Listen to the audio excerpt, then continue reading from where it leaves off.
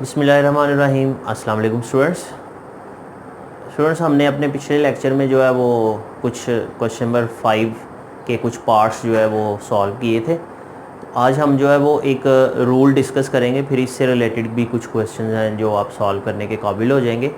हमने अपने एक लेक्चर में जो है वो commutative law of addition under matrices पढ़ा था। मैट्रिसेस में कम्यूटेटिव लॉ क्या होता है आपको याद होगा, उसमें हमने पढ़ा था कि a plus B is equal to B plus A होता है। मैट्रिसेस को किसी भी ऑर्डर में दो मैट्रिसेस को ऐड करें उस पर कोई फ़र्क नहीं पड़ता।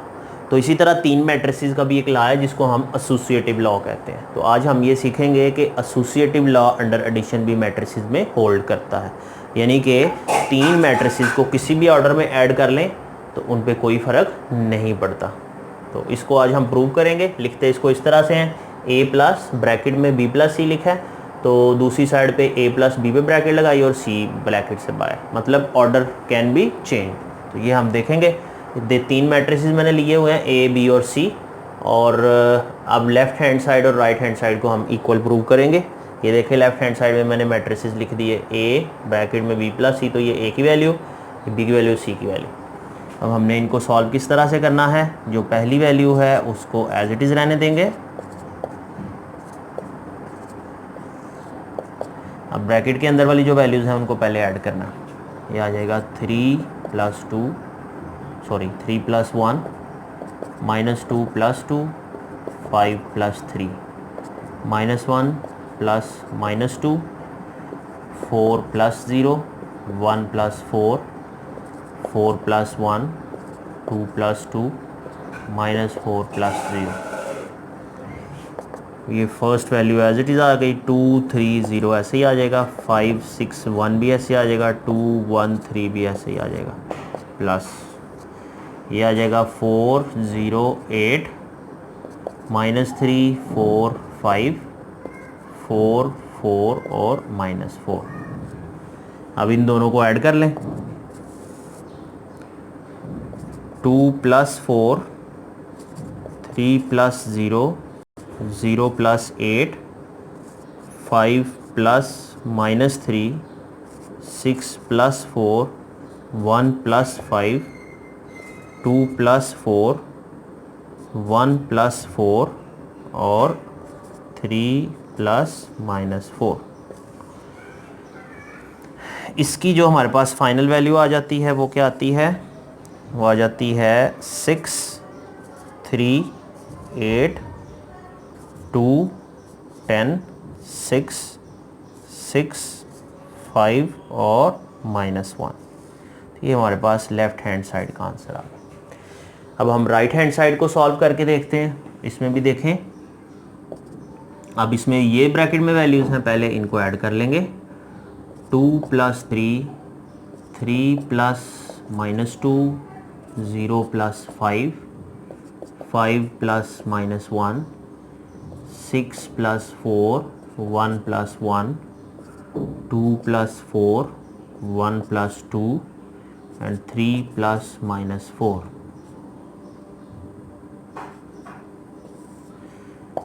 ये आ जाएगा 5 1 5 4 10 2 6 3 एंड -1। और ये जो अगली वैल्यू है ये एज इट इज़ आनी थी, इसे अभी हमने कुछ नहीं करना।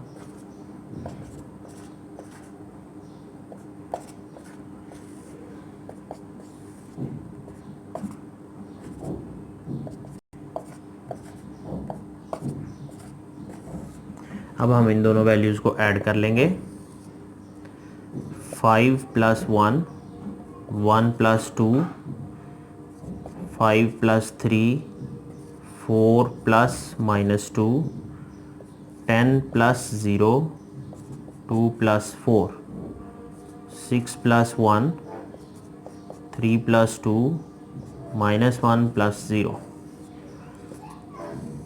तो ये आ जाता है 6 3 8 2 10 6 7 5 एंड -1।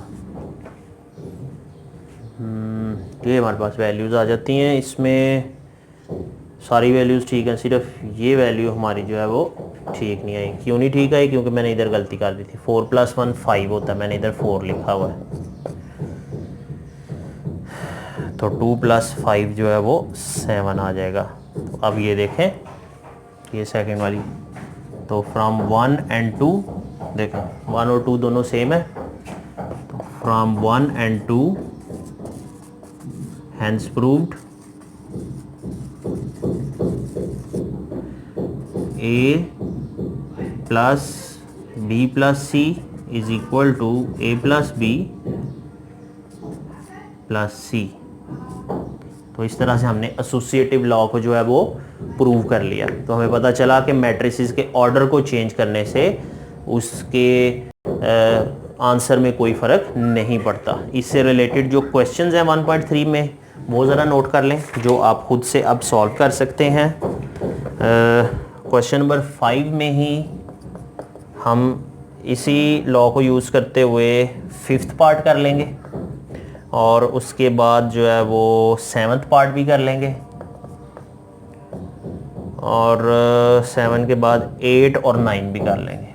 5, 7, 8 एंड 9 ये पार्ट्स आप कर लेंगे। इनमें किसी में कुछ में सब्ट्रैक्शन का साइन भी है, तो उससे कोई फ़र्क नहीं पड़ेगा।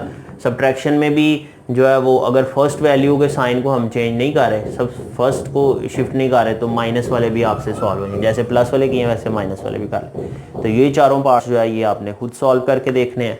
अगर कोई कन्फ्यूजन रह जाए तो मुझसे ज़रूर पूछिएगा। आपके क्वेश्चन के सही होने की क्या कंडीशन होगी कि आपके पास लेफ़्ट हैंड साइड और राइट हैंड साइड का आंसर सेम आएगा। नेक्स्ट वीडियो में नेक्स्ट क्वेश्चंस डिस्कस करेंगे। तब तक के लिए अल्लाह हाफिज़।